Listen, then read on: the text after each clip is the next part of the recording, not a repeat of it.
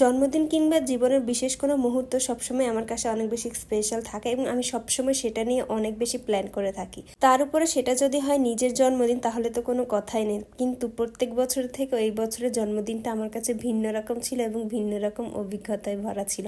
আসসালামু আলাইকুম and hello everyone, I hope সবাই ভালো আছেন। আমি আল্লাহর মতো অনেক ভালো আছি। Welcome back to another new blog. প্রত্যেক বছরে আমার জন্মদিন নিয়ে আমার অনেক অনেক প্ল্যান থাকে আর অনেক এক্সাইটেড থাকি। যখনই আগস্ট মাসে শুরু হয় তখনই হচ্ছে আমি আমার দিন গুনতে থাকি কবে আমার বার্থডে আসবে। কিন্তু এই বছরে জন্মদিন নিয়ে তেমন কোনো প্ল্যান নাই এবং আমার ঠিকঠাক মনেও ছিল না আমার জন্মদিনের কথা। দেশের এই পরিস্থিতির মধ্যে জন্মদিনের কথা সেলিব্রেট করবো সেটা তেমনভাবে মাথায় এবছর আর আসে নাই।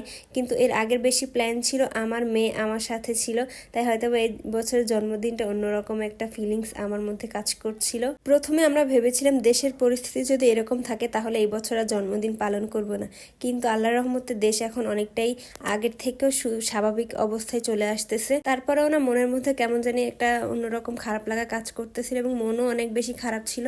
তাই ভাবলাম এই বছর জন্মদিন কোনো কিছু পালন করব না। প্রত্যেক বছর আমরা ফ্রেন্ড সার্কেল মিলে বার্থডে পালন করি, কিন্তু এই বছর দেশের পরিস্থিতি খারাপ থাকার কারণে ওরাও আসতে পারে নাই। যেহেতু বড় আপু আমার সাথে অনেকদিন আসে, তো মেজাপুদেরকে বললাম তোরাই আমরা সবাই মিলে দুপুরে একসাথে খাওয়া দাওয়া করি, দেন হচ্ছে বাচ্চারা সবাই মিলে একটু আনন্দ মজা করবোই। সেরকম বার্থডে বলে ওরকম কোনো প্ল্যান নেই, জাস্ট এমনি আমরা বলছিলাম। তো তার মধ্যে হচ্ছে বার্থডেটাও চলে আসছিল, তো আপুরাও আসছিল। তানভীরও বললো তানভীর আসার সময় একটা কেক নিয়ে আসবে, জাস্ট একটা কেক কাটবো।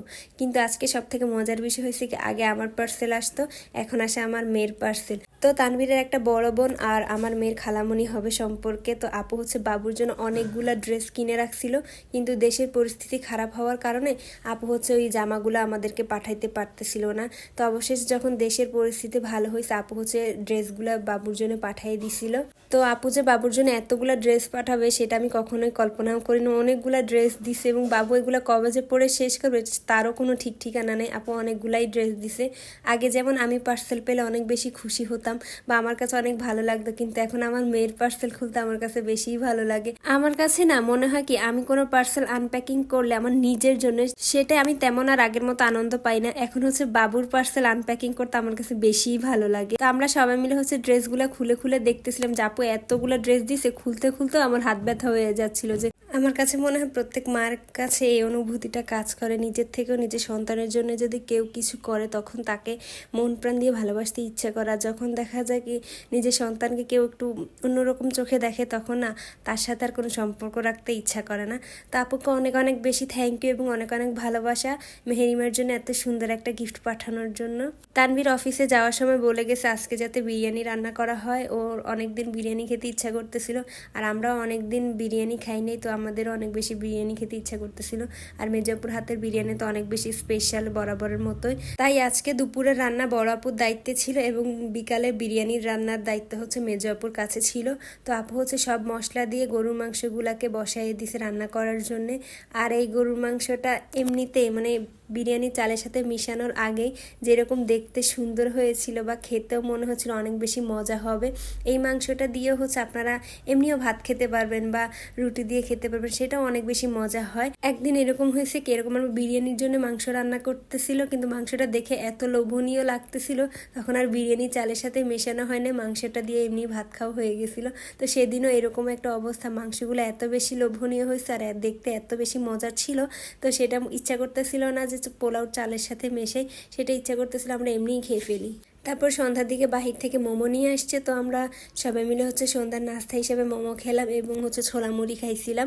তারপরে আমাদের মোটামুটি বিরিয়ানি এখন লেয়ারিং করা পালা। লেয়ারিং না আসলে মানে গরু মাংসটাকে পোলাও চালের সাথে মিশিয়ে দিব ভালোভাবে, তারপর হচ্ছে বিরিয়ানিটাকে দমে দিয়ে দিব, তাইলে হচ্ছে আমাদের ঝটপট বিরিয়ানিটা অনেক মানে রেডি হয়ে যাবে। তো আপনারা যদি কেউ বিরিয়ানির রেসিপিটা চান তাহলে আমাকে অবশ্যই জানাবেন, সেটা নিয়ে হচ্ছে আমি আরেকদিন আরেকটা ভিডিও বানাবো।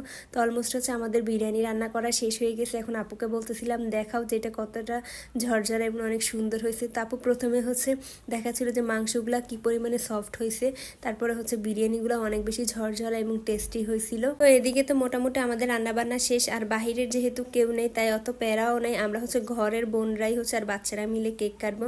তো তানভীর হচ্ছে অফিস থেকে আসার সময় এই কেক নিয়ে আসছে আর কেকের উপর খুব সুন্দর করে লিখে নিয়ে আসছে শুভ জন্মদিন পদ্মের আম্মু।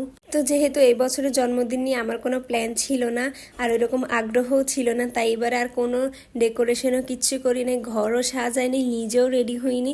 জাস্ট তানভীর একটা কেক নিয়ে আসছি আর বাচ্চাদের উৎসাহ দেখছি, ওদের সামনে কেকটা নিয়ে বসাইছি আর কেক কেটে খেয়ে দিয়ে আমরা হচ্ছে রেডি আর কি, ওরকম একটা টাইপ। এর মধ্যে ভাইওরাও কেউ ছিল না, তো মনটা অন্যরকম খারাপ ছিল। তো যদিও বাবু ছিল স্পেশাল, তো ওকে কোলে নিয়েছি, নিয়ে কেক কাটতে আসছে। বললাম না যে আমি ড্রেসও চেঞ্জ করি না, ঘরের একটা কি জামা পরে দাঁড়ায় গেছি কেক কাটার জন্যে, ভিডিও করার জন্য। তাও তানভীর হচ্ছে একটু ভিডিও করতেছিলাম, আমি তো অলরেডি ওকে ভিডিও করতেও নিষেধ করতেছিলাম। জারামণিও রেডি হয় নাই, মানে আমরা কেউই রেডি হই না, জাস্ট সবাই এমনি র্যান্ডম বাসার জামা কাপড় পরে দাঁড়ায় গেছি কেক কাটার জন্যে। তারপরে আর কি করো, তানভীর হচ্ছে একটু ভিডিও করতেছিল। তো আমরা রেডি হই নাই, তো কি হয়েছে, আমি আমার বাবুকে হচ্ছে সুন্দর করে রেডি করাই দিছি আর বাবু তা আমার কোলের মধ্যে ঘুমে একবারে পড়ে যায়। তো ওকে সুন্দর করে আমি দাঁড় করায়ও রাখতে পারতেছিলাম না, আবার শোয়াইও রাখতে পারতেছিলাম। ভাবলাম ওকে দিয়ে ছুরিটা ধরাবো, কিন্তু ওকে দিয়ে ছুরিটাও ধরাইতে পারি নাই। তারপর অলমোস্ট হচ্ছে আমরা কেক টেক কেটে ফেলছি, কেক কেটে হচ্ছে সবাইকে খাইয়ে টাইয়ে দিচ্ছিলাম।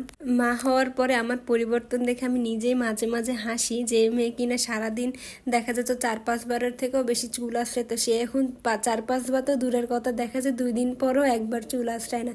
আর তো অন্যান্য জিনিস বাদই দিলাম। যাই হোক, এইভাবেই হচ্ছে আমার জন্মদিনটা কেটে গেল। তো আজকের ভিডিওটা এই পর্যন্ত। আশা করছি ভিডিওটা আপনাদের সবার কাছে ভালো লেগেছে। সবাই ভালো থাকবেন, সুস্থ থাকবেন আর আমাদের জন্য দোয়া করবেন। আল্লাহ হাফেজ।